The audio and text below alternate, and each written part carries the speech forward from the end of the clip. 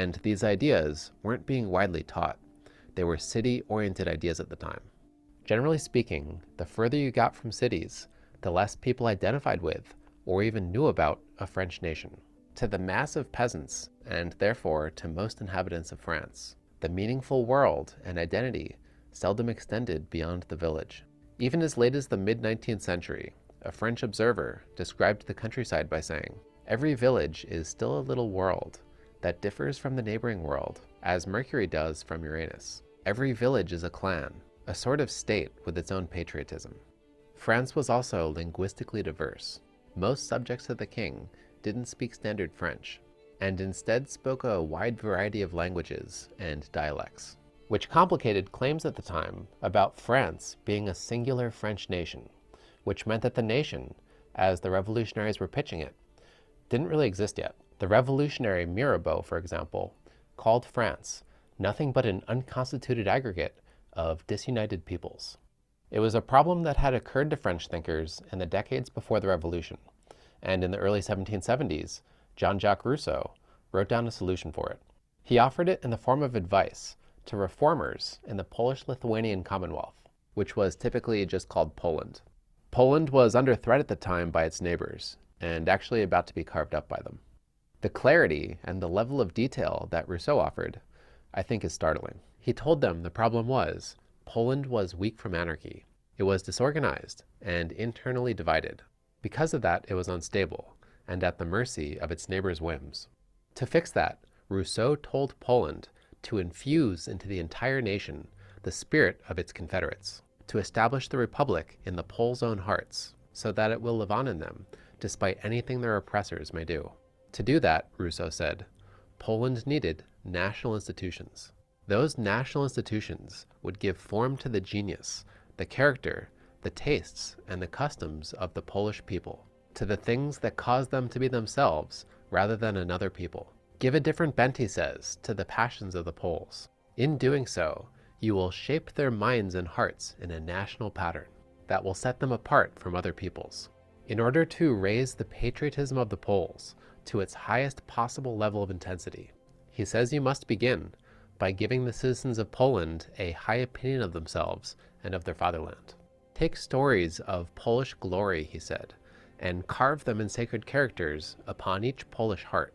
Build monuments to those stories, and establish customs that praise the virtuous citizens who had the honor to suffer for their country in the toils of the enemy. While doing that, he says to avoid any mention of the enemy, because to mention them would be to honor them too much. In short, he told the Poles to shed luster on all their patriotic virtues, to keep their minds constantly on the fatherland, to make it their central preoccupation, to hold it up constantly before their eyes. That must be coupled with education, to shape the souls of the citizens in a national pattern, and so to direct their opinions, their likes and dislikes, to make them patriotic by inclination. The newly born infant, he says, upon first opening his eyes, must gaze upon the fatherland, and until his dying day should behold nothing else. Have them read Polish literature. Have them learn its provinces, its roads, its towns, its history, and its laws. Let his heart and mind be full of every noble deed, every illustrious man that was ever in Poland, so that he can tell you about them at a moment's notice. That nationalizing template, Rousseau said, would act as a key for the Polish state that would allow it to unlock a great storehouse of energy. On one hand, what he's talking about here, you could say, is somewhat natural. States and societies of all types might build up myths about their own greatness. What was new here was the intentionality and the thoroughness, the imperative to educate and indoctrinate an entire society, and to do that in the context of nationalism. Everyone was to be taught that they were a member of a nation, and the nation was to be held up as an object of supreme importance, something that defined what people believed and defined who they were inside. Rousseau's treatise became a major source of inspiration for the French revolutionaries. So to make the French nation into a reality, they set out to intentionally nationalize the people of France. As one of the more radical leaders, Henri Gregoire, put it, all citizens were to be melted into the national mass. In that, they were somewhat successful. They established the first comprehensive system of national education and tried to make Paris into the artistic capital of the world, turning our royal palace into the first national museum, the Louvre. National festivals were also planned. Through those festivals and those schools, French was to be put forward as the only language used throughout the nation. A musician was also tasked to compose a patriotic song to celebrate France's declaration of war against Austria. The song produced began, "Arise, children of the fatherland, the day of glory has arrived."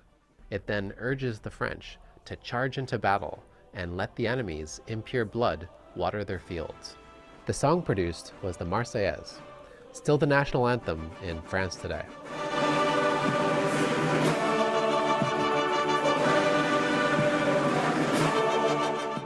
But for the most part, the revolutionaries' plans didn't come to fruition.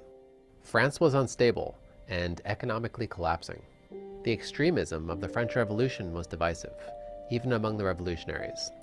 As divisions rose, terror became an instrument of order.